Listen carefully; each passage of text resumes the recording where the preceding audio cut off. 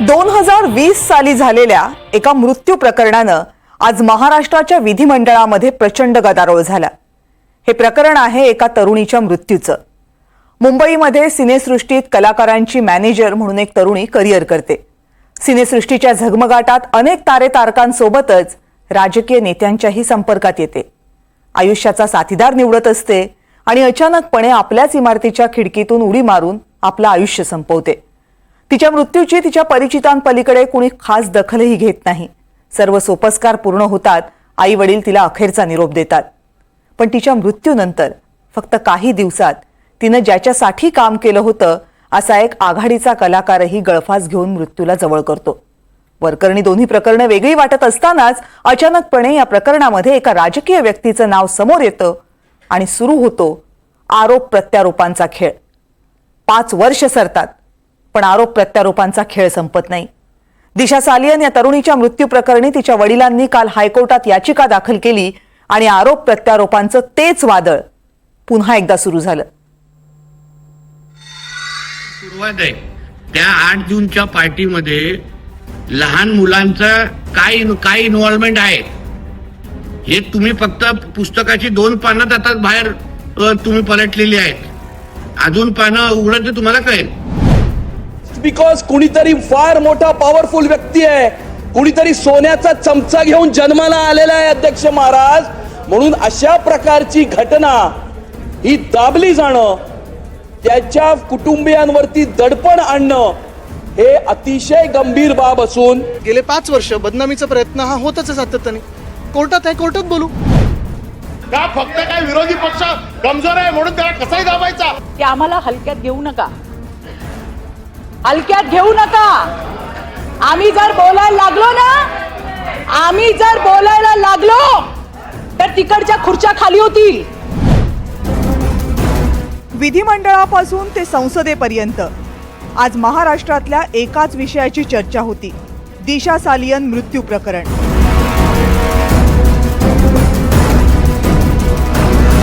दिशाचा मृत्यू ही आत्महत्या नव्हती, तिच्यावर सामूहिक बलात्कार करून तिची हत्या करण्यात आली असा आरोप करणारी एक याचिका तिच्या वडिलांनी मुंबई उच्च न्यायालयात दाखल केली आहे आणि त्यावरूनच हे राजकारण पेटले।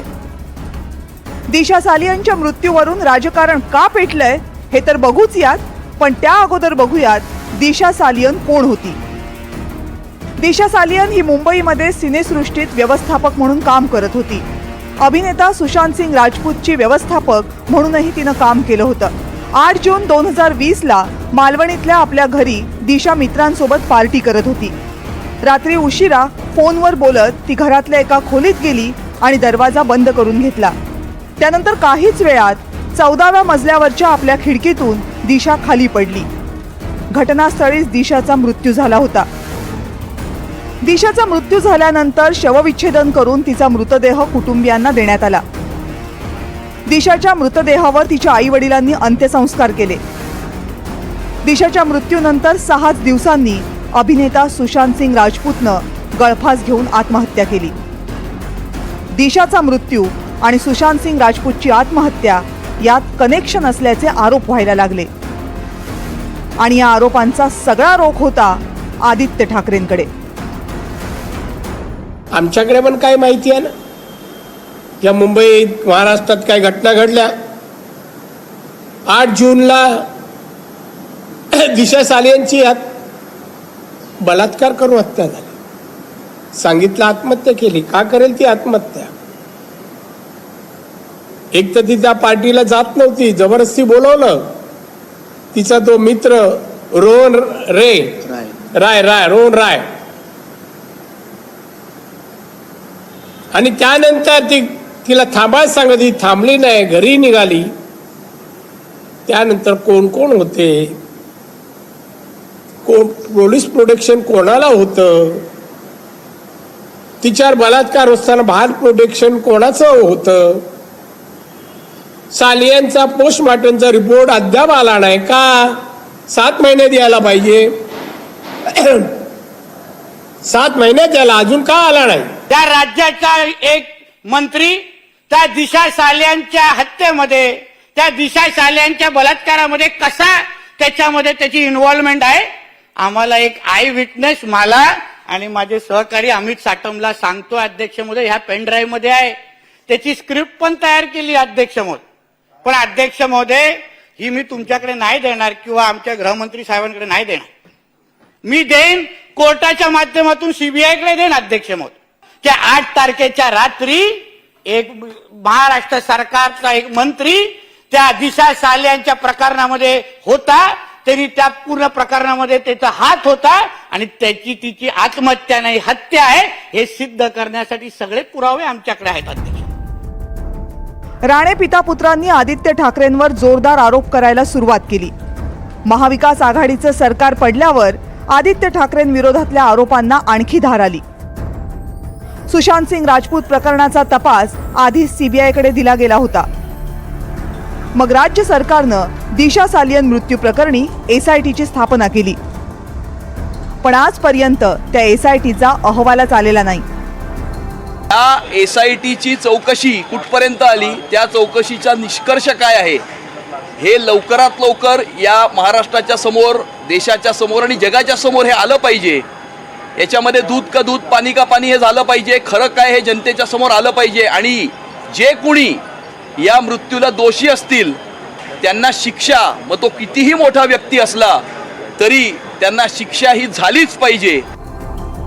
दिशाच्या मृत्यूवरून हा सगळा गदारोळ सुरू असताना फेब्रुवारी 2022 मध्ये अचानकपणे तिच्या आई वडिलांनी माध्यमांसमोर येऊन एक विनंती केली. दिशाच्या मृत्यूबद्दल राजकारण्यांनी तिची बदनामी करणं थांबवावं असं तिच्या आई वडिलांनी मुंबईच्या माजी महापौर किशोरी पेडणेकर यांच्या समोर सांगितलं आणि किशोरी पेडणेकरांच्या मार्फतच त्यांनी महिला आयोगाला एक पत्र दिलं. त्यानंतर 3 वर्ष उलटली आणि आता दिशाच्या वडिलांनी हायकोर्टात याचिका दाखल केली आहे. डेड बॉडी त्यांना परत देण्यात आली अंतिम संस्कारासाठी. तेव्हा त्यांना लक्षात आलं की ह्याची स्टोरी सगळी खोटी आहे. त्याचे सगळे फोटो, व्हिडिओ, आय विटनेस सगळं आहे आमच्याकडे. बॉडीवर हाड फुटल्याचा, डोकं फुटल्याचा, चेहऱ्यावरचा रक्त काही मार्क नाही आहे. ते तो डॉक्टर पण अरेस्ट होणार आहे. तर हे असे याचे म्हणजे प्रथम दर्शनीच एक त्यांचा दुष्ट हेतू दिसतो. दिशाच्या वडिलांनी दाखल केलेल्या याचिकेमध्ये काय काय आरोप आहेत तेही बघा. दिशा सालियनच्या मालाडमधल्या घरी एक पार्टी सुरू होती ज्यामध्ये रोहन राय आणि त्याचे मित्र होते. अचानक आणखी काही लोक तिथे आले ज्यामध्ये आदित्य ठाकरे, सूरज पांचोली, दिनू मौर्या आणि आदित्य ठाकरेंचे बॉडीगार्ड्स होते. यानंतर दिशा सालियनचा सामूहिक बलात्कार झाला. पोस्टमॉर्टम रिपोर्टमधून हे सगळं गायब करण्यात आलं. घाईघाईत दिशावर अंत्यसंस्कार करण्यात आले. दिशाच्या मृत्यूनंतर आदित्य ठाकरेंनी मुंबईतील अनेक वरिष्ठ पोलीस अधिकाऱ्यांना कॉल केले. आदित्य ठाकरेंनी आपली राजकीय ताकद वापरून हे प्रकरण मॅनेज केलं. पोलिसांनी दिशाच्या मृतदेहाचं केलेलं वर्णन आणि दिशाच्या मृतदेहाची अवस्था यामध्ये विसंगती आहे. ज्या दिवशी दिशाचा मृत्यू झाला त्या दिवसाचं इमारतीचं सीसीटीव्ही फुटेज गायब केलं गेलं आणि त्या सीसीटीव्ही फुटेजच्या जागी बनावट फुटेज स्टोअर करण्यात आलं. दिशाचा मृतदेह खासगी गाडीतून मित्रांनी हॉस्पिटलमध्ये नेला. पोलिसांनी मात्र हा मृतदेह रुग्णवाहिकेतून नेला असा दावा केलाय. मृत्यूच्या वेळी दिशा नग्नावस्थेत नव्हती हा पोलिसांचा दावा खोटा आहे. पंचनाम्याच्या वेळी दिशाचे आई वडील उपस्थित होते हाही दावा खोटा आहे. नारायण राणेंनी या प्रकरणात आवाज उठवला म्हणूनच त्यांना अटक झाली.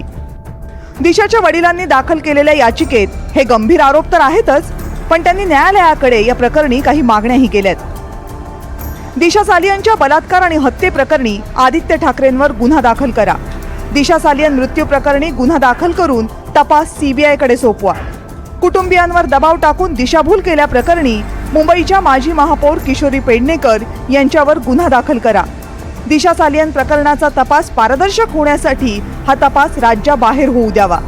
समीर वानखेडेंसारख्या अधिकाऱ्याकडून या प्रकरणाची चौकशी करण्यात यावी. दिशाच्या पोस्टमॉर्टमचं चित्रीकरण आणि इतर सर्व कागदपत्र समोर आणली जावीत. आदित्य ठाकरे, सूरज पांचोली, दिनो मौर्या यांचे घटनेदरम्यानचे टॉवर लोकेशन तपासले जावेत. दिशा सालियनचा फोन आणि लॅपटॉप हा तिचा बॉयफ्रेंड रोहन रायकडे दिला गेला होता. दिशा सालियनचा फोन आणि लॅपटॉप तिच्या आई वडिलांकडे सुपूर्द करण्यात यावा. दिशाच्या वडिलांनी केलेल्या याच याचिकेवरून आज विधिमंडळाच्या दोनही सभागृहांमध्ये जोरदार गदारोळ झाला. की अशा पद्धतीच्या बलात्काराचा आरोप जेव्हा होतो तेव्हा संबंधित जे काय ज्यांच्यावर आरोप होतो त्याला तात्काळ अटक करायला लागते मंत्री महोदय आणि त्याची चौकशी करायला. काल अध्यक्ष महोदय दिशा साल्यांच्या वडिलांनी सतीश साल्यांनी जे काय आरोप केलेले आहेत, माझं म्हणणं आहे की अन्य लोकांना एक कायदा लागतो ना अध्यक्ष महोदय, तर करावा ना अध्यक्ष महोदय, एवढीच विनंती आहे, करा तुम्ही. त्यांना हा पूर्णपणे संशय नाही, त्यांची ही खात्री आहे अध्यक्ष महाराज की त्यांच्या कन्येवरती बलात्कार करून तिचा खून करण्यात आलेला आहे आणि त्यावेळेला त्या शासनामध्ये असलेले मंत्री त्याला जबाबदार आहेत अध्यक्ष महाराज. त्यांनी असं म्हटलंय की महाविकास आघाडीच्या सरकारमधील एका मंत्र्याचा याच्यामध्ये सहभाग असून त्यांना हा संशय आहे की या मंत्र्यामुळे ही घटना घडलेली आहे अध्यक्ष महाराज. मला परवानगी दिली आहे, मला संरक्षण द्या. हे काय चाललंय सभागृहामध्ये?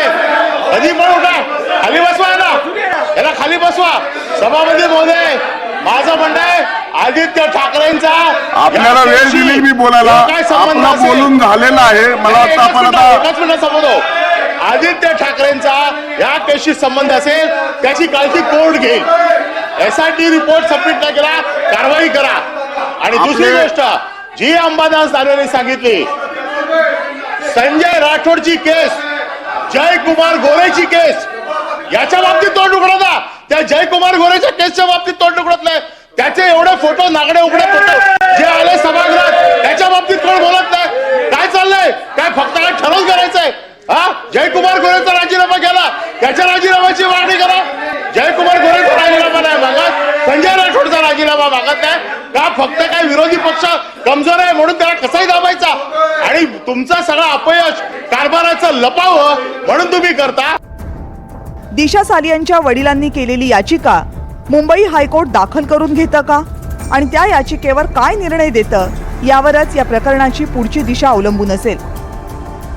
पण 3 वर्षांपूर्वी आम्हाला आमच्या मुलीच्या आठवणींसह एकटं सोडा अशी मागणी करणारे दिशाचे आई वडील अचानकपणे ही याचिका का दाखल करतात हा यातला कळीचा मुद्दा आहे. महाविकास आघाडीनं राजकीय दबाव टाकल्याचा आरोप जर दिशाच्या वडिलांचा असेल तर मग मागच्या 2.5 वर्षांमध्ये अशा प्रकारची याचिका का दाखल केली गेली नाही? दिशाच्या वडिलांवर याचिका दाखल करू नये यासाठी दबाव होता की दिशाच्या वडिलांवर याचिका दाखल करावी यासाठी दबाव होता? असे अनेक प्रश्न सध्या अनुत्तरितच आहेत. पण मुंबईच्या झगमगाटात एका तरुणीचा मृत्यू होतो आणि 5 वर्षांनंतरही तिच्या मृत्यूवर फक्त सवाल उठत राहत असतील आणि त्यावरून फक्त राजकारण साधलं जात असेल तर ते मुंबई आणि या महाराष्ट्राच्या प्रतिमेवर डाग लावणार आहे. Bureau report, NDTV Marathi.